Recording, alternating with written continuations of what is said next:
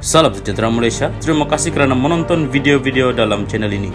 Sebelum kita mula, jangan lupa untuk tekan tombol subscribe, share, like dan komen. Let's go! Salam sejahtera dan salam perpaduan berita panas dan seterusnya bertajuk Ismail Sabri mahu aktif bersama NGO Pejuang Bahasa Melayu. Berita penuh. Bekas Perdana Menteri Ismail Sabri Yaakob memberi bayangan dirinya akan bergerak aktif bersama badan bukan kerajaan NGO selepas ini. Ismail Sabri berkata, dia mengambil keputusan untuk berehat seketika daripada politik, khususnya pada bulan Ramadan ini. Katanya, dia akan kembali aktif selepas Aidilfitri nanti bersama NGO yang memperjuangkan bahasa Melayu. NGO bahasa mungkin saya akan aktif balik sebab saya dulu memperjuangkan bahasa Melayu, mengantarabangsakan bahasa Melayu, simposium bahasa Melayu dulu saya sudah adakan bersama kumpulan pejuang bahasa Melayu. Mungkin kita akan adakan balik perkara yang sama. Jadi lepas raya nanti, insya Allah saya akan aktif balik, katanya ketika ditemui selepas menyampaikan bantuan di Rumah Amal Asnaf Al-Barakah di Keramat, Kuala Lumpur hari ini. Ahli Parlimen Berak itu berkata buat masa ini dia lebih selesa untuk melakukan kerja-kerja amal.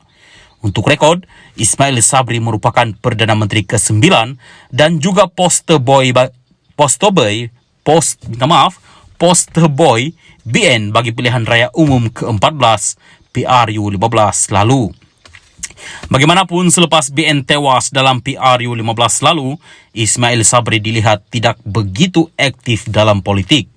Malah tidak mempertahankan jawatan naib Presiden UMNO dalam pemilihan parti itu baru-baru ini. Ditanya mengenai barisan kepimpinan baru UMNO, Ismail Sabri berkata dia memberi ruang kepada mereka untuk melaksanakan tugas terlebih dahulu. Katanya, adalah tidak adil untuk menilai barisan kepimpinan UMNO yang baru dipilih itu dalam masa terdekat ini. Kita beri peluang pada mereka. Saya nak beri komen yang negatif ke positif ke mereka baru memegang jawatan. Baru sekali saya difahamkan mesyuarat Majlis Kerja Tertinggi MKT. Jadi kita beri ruang kepada kepimpinan baru untuk membuat perancangan dan sebagainya, katanya. Mengulas mengenai surat Suruhanjaya Pencegahan Rasuah Malaysia SPRM berhubung siasatan terhadap Hakim Muhammad Nazlan Muhammad Ghazali, Ismail Sabri berkata dia tidak tahu mengenai perkara itu dan surat berkenaan tidak wujud ketika era pentadbirannya sebagai Perdana Menteri. Saya pun tak tahu, saya hanya baca media saja. Saya pun tak jelas apa surat itu, katanya. Sekian berita, salam Malaysia Madani. Salam sejahtera dan selamat malam kepada seluruh rakyat Malaysia dan pendengar berita panas malam ini bertajuk Saya didakwa kerana tidak sokong Muhyiddin, Syed Siddiq. Berita penuh.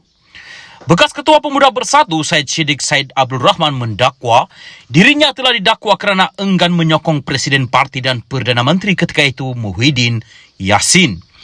Pengasas bersama muda itu membuat dakwaan itu semasa memberi keterangan untuk menyokong pembelaannya terhadap 4 pertuduhan jenayah yang dikaitkan dengan RM1.12 juta dana parti.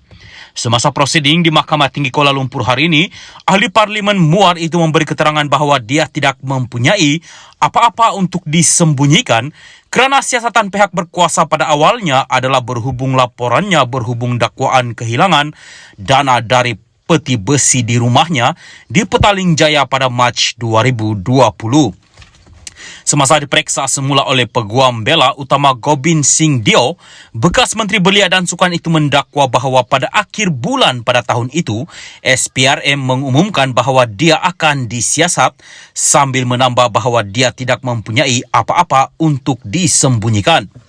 Gobind, dalam akaun bersumpah kamu, pendakwaan mencabar kamu dengan mengatakan bahawa kenyataan kamu dibuat selepas berfikir semula. Adakah kenyataan kamu itu dibuat di mahkamah mengenai pertuduhan yang kamu hadapi di mahkamah benar? Syed Siddiq, memang benar yang Arif. Sehingga hari ini, saya masih ingat saat ketika ia berlaku. Minta maaf.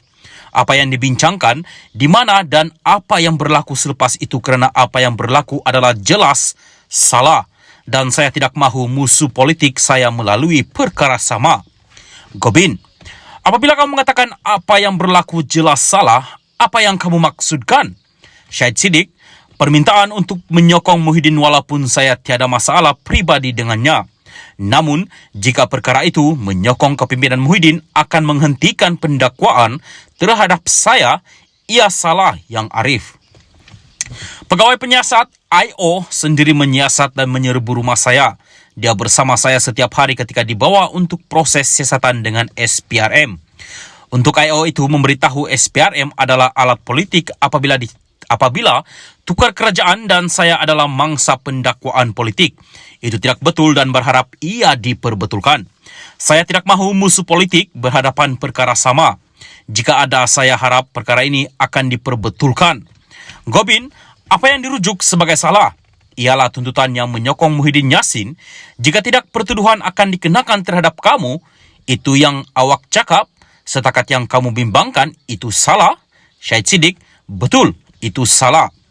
Semasa peringkat pendakwaan perbicaraan tahun lepas, Sharifah Mahani, Syahid Abdul Aziz dan Syahid Abdul Rahman Abdul Asagov memberi keterangan bahawa anak mereka Syahid Siddiq berada di bawah tekanan untuk menyokong Muhyiddin. Prosiding di hadapan Hakim Azhar Abdul Hamid hari ini adalah hari kedua perbicaraan peringkat pembelaan. Berikutan mahkamah pada 28 Oktober tahun lepas memerintahkan tertuduh membela diri atas satu pertuduhan bersubahat dalam pecah amanah jenayah CBT, penyelewengan aset dan dua tuduhan pengubahan wang haram. Semalam merupakan hari pertama perbicaraan peringkat pembelaan dengan Syahid Siddiq memberi keterangan. Terdahulu hari ini semasa pemeriksaan balas oleh Timbalan Pendakwa Raya Utama Wan Syaharuddin, Wan Ladin dan anggota pendakwaan lain tertuduh menafikan wang berkenaan kononnya adalah dana yang hilang dari rumah berkenaan dan dana adalah milik Bersatu. Syahid Siddiq mengulangi, penafiannya pernah mengeluarkan arahan kepada bekas anggota saya Pemuda Bersatu untuk mengeluarkan RM 1 juta ringgit dana parti. Tertuduh berhujah bahawa RM 120,000 ringgit yang didakwa oleh pihak pendakwaan sebagai dana parti sebenarnya adalah wang miliknya sendiri yang dikumpul melalui dua acara mengumpul dana untuk kempen pilihan raya di Muar. Syahid Siddiq juga berhujah bahawa sejumlah RM 100,000 ringgit yang didakwa oleh pendakwa raya sebagai hasil daripada aktiviti menyalahi undang-undang yang berada dalam akaun amanah saham Bumi Putra ASB tertuduh adalah dananya sendiri. Perbicaraan akan bersambung pagi esok.